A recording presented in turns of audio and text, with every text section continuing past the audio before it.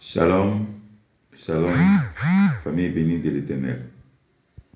J'espère que tous vous allez bien et que votre semaine a bien débuté. Je suis Guillaume Serge Alain, votre frère en Christ de l'équipe Hermos International. Nous sommes à la première heure du deuxième jour d'enseignement. Pour la méditation du jour, je donne place au pain numéro 738 qui a pour sous-thème les 5 traductions concrètes pour comprendre la sainte crainte de l'Éternel. Le texte d'appui, Proverbe 15, verset 16. À la suite de notre enseignement d'hier, des choses ont été révélées pour bien comprendre la sainte crainte de l'Éternel. Dans un premier temps, la sainte crainte de l'Éternel nous pousse à voir la haine du mal. Et nous devenons des êtres d'amour.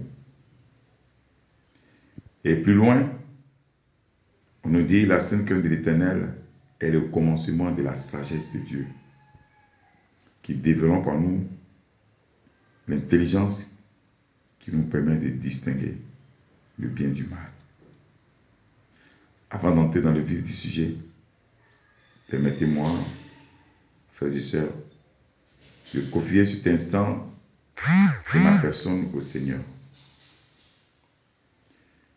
Dieu grand, Dieu fort, Dieu vivant, Dieu infiniment grand. C'est toi que je prie, c'est toi que je loue, c'est toi que je bénis. Mon âme t'exalte, mon âme te rend toute la gloire. Je te dis merci à cette heure pour l'opportunité que tu me donnes. Qui suis-je, Seigneur, pour que tu te serves de moi comme un instrument d'évangélisation. Mais Seigneur, je m'abandonne à toi, toi le miséricordieux, afin que tu puisses m'accorder ton Saint-Esprit, qui est ton paraclet.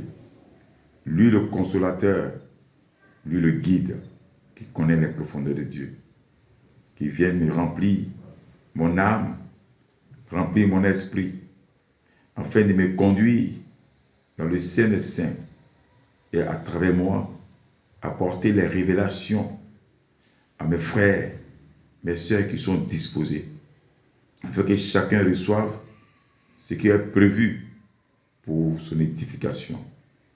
Dans le puissant nom de Jésus, j'ai prié. Amen. Frères et sœurs, nous allons lire le texte d'appui. Proverbe 15, verset 16. Je lis la parole de Dieu. Mieux vaut peu avec la crainte de l'Éternel que un grand trésor avec des trous. Parole du Seigneur. Nous rendons grâce à Dieu. En nous référant au texte, nous voyons que le texte nous présente deux styles de vie. D'un côté, la vie avec le peu, et l'autre côté, la vie avec un grand trésor rempli de troubles. C'est comparable à quoi? À une balance sur laquelle on dispose les deux styles de vie. À notre droite, la vie avec le peu accompagnée de la sainte crainte de l'Éternel. Et à notre gauche, la vie avec des grands trésors remplis de troubles. Celui qui a le peu, plus la sainte crainte de Dieu, aura une bonne gestion avec le peu qu'il a et aura une vie éternelle. Avec la sagesse et l'intelligence qui est le fruit de la sainte crainte de l'Éternel, il fera une bonne gestion. Mais celui qui vit dans le grand trésor avec des troubles, les soucis du monde, sont obligés à avoir une très mauvaise gestion. Mon frère, ma soeur, je ne connais pas ton problème que tu vis actuellement. Je ne connais pas ta situation. Peut-être que tu ne travailles pas. Peut-être que ton salaire est peu. Ou la maison où tu habites ne te convient pas. Quel que soit ton souci que tu as, demeure dans la sainte crainte de l'Éternel.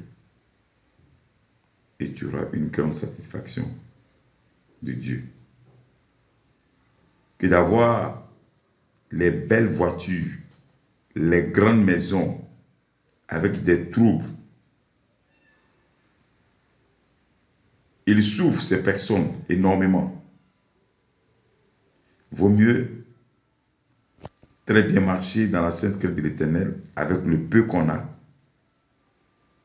Et Dieu nous donnera tout ce que nous désirons. On aura beaucoup avec ce peu, tôt ou tard. Mais c'est de bien marcher dans la sainte crainte de l'Éternel.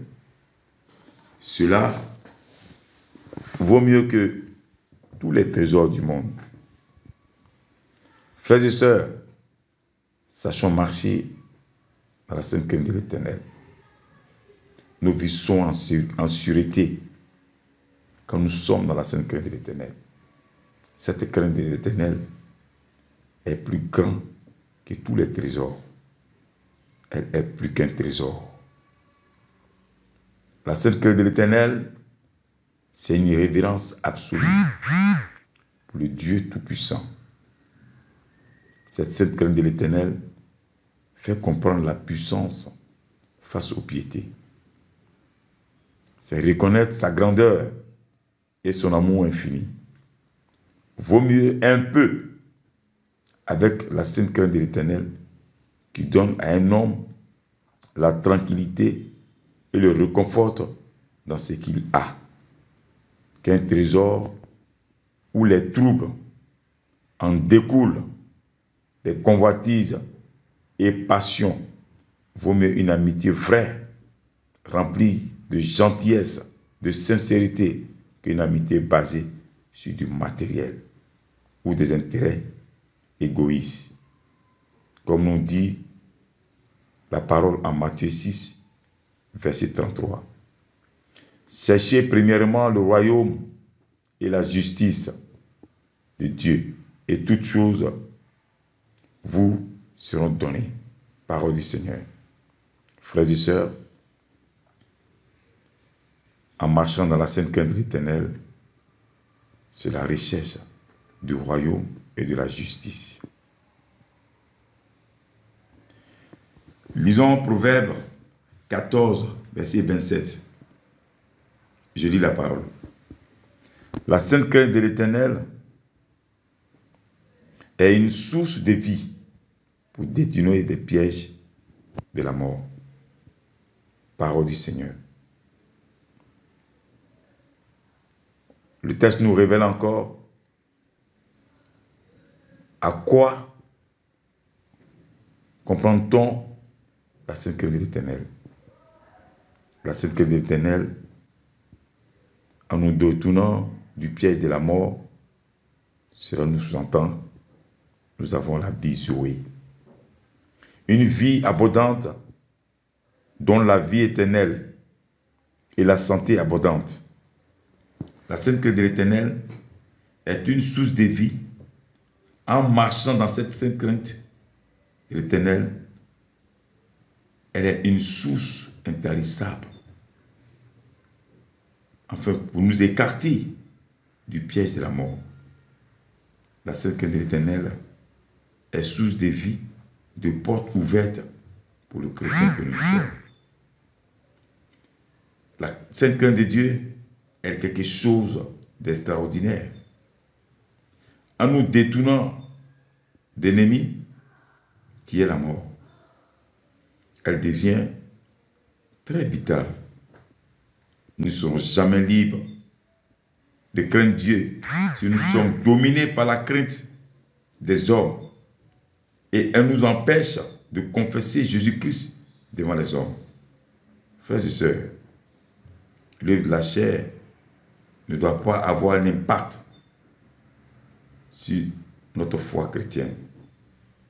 Demeurons-y, fermes dans la sainte crainte de l'Éternel. Elle est source de vie. Donc nous devons respecter cette sainte crainte de l'Éternel dans nos pensées, dans nos paroles, nos comportements. La sainte crainte de l'Éternel, libre de tout. Et la crainte des hommes paralyse tout. La sainte crainte de l'Éternel est une source de vie éternelle. En marchant dans la sainte crainte de l'Éternel, nous prolongeons notre vie. Comme la parole nous dit en Matthieu 10, verset 28. Ne craignez pas ceux qui tuent le corps, mais qui ne peuvent pas tuer l'âme. Craignez plutôt Dieu qui peut faire périr à la fois le corps et l'âme. Voilà que c'est clair. Une autre compréhension de la sainte crainte de l'Éternel. La sainte crainte de l'Éternel exprime une pureté. C'est cela qui caractérise le Dieu dont on craint, dont on parle aussi de sa grandeur et de sa puissance. Comme le dit dans la parole en Psaume 19, verset 10. La parole nous dit, la sainte crainte de l'Éternel est pure. Elle subit à toujours. Les jugements de l'Éternel sont vrais. Ils sont justes. Bien-aimés de Dieu, ce texte nous montre combien de fois notre Dieu n'a pas changé. Depuis la création du monde jusqu'à nos jours, il est le même. Demeurons dans la sainte crainte, source de motivation, Seigneur, pour attirer la grâce de Dieu tout le temps sur nos vies. La sainte crainte de l'Éternel est pure et est redoutable dans les mains du chrétien que nous sommes. En ayant cette crainte de l'Éternel, nous sommes purs. Et cette pureté est permanente et à perpétuité. Elle retrace la grandeur de notre Dieu. Oui, elle retrace la grande pureté de Dieu et sa splendeur. Bien-aimé, toi tu m'écoutes de là où tu es. En te laissant remplir par la puissance du Saint-Esprit, demeure dans la sainte crainte de Dieu. On dit, la sainte crainte de l'Éternel est pure, donc elle est irréprochable. À nous de la pratiquer avec une pureté absolue, en respectant l'Éternel dans sa sainte crainte. Nous valorisons la grandeur inestimable de l'Éternel. En marchant soigneusement dans la sainte crainte de l'Éternel, on devient très précieux avec une pureté à l'image de Dieu. Et tout est pur, nos pensées, nos paroles, nos actes, nos collaborations, tout cela se fait avec majesté. Et nous devenons des modèles pour nos frères et sœurs et notre environnement de vie. La sainte crainte de l'Éternel nous éloigne pas de la partialité et on devient impartial avec des jugements vrais. Il fait de nous des êtres justes à l'égard des hommes de Dieu. Mais Dieu est au centre de cette crainte de l'Éternel. Accrochons-nous dans notre marche spirituelle. Mon frère, ma soeur, après l'enseignement de ces 2 jours, nous devons retenir que pour marcher dans cette sainte crainte de l'Éternel, 5 choses importantes. La première, la haine du mal, qui montre notre maturité spirituelle. La deuxième, la sagesse de Dieu, qui est meilleure que tout. La troisième, elle est plus qu'un trésor, le plus grand des trésors. La quatrième, elle est source de vie, qui donne la vie éternelle. Elle est pure comme la pureté de notre Éternel. Frères et sœurs, au terme de cet enseignement, voici les 5 choses concrètes qui nous permettent de comprendre la sainte crainte de l'Éternel. Et pour notre pain de demain, nous allons méditer 7 choses que Dieu accomplit à l'égard de ceux qui le craignent. Frères et sœurs, nous parlons toujours de la crainte de l'Éternel. Je nous exhorte à rester connectés afin d'être bien servis dans cette famille des priorités à l'Évangile. Toutes les dispositions sont prises afin d'avoir une vie saine, irréprochable. Sur ce, mon frère, ajustons nos calendriers afin que rien ne nous échappe dans les différents programmes de cette famille des priorités à l'Évangile. Je bénis le nom de Dieu pour la vie de chaque membre, en commençant toujours par notre berger, le serviteur puissant de notre Éternel. Que Dieu, dans sa bonté inépuisable, se souvienne toujours de lui et sa famille, qu'il mette sa main puissante sur lui, et que, à travers sa voix, qu'il retentit jusqu'aux extrémités de la terre, qu'il y ait des édifications et des conversions des âmes perdues. Que Dieu nous comble tous, chaque domaine de nos vies. Frères et sœurs, restons accrochés à la parole de Dieu. Restons accrochés dans notre marche à la sainte crainte de l'Éternel. Seul chemin de vie éternelle. Merci pour le temps que vous accordez à ces différents enseignements.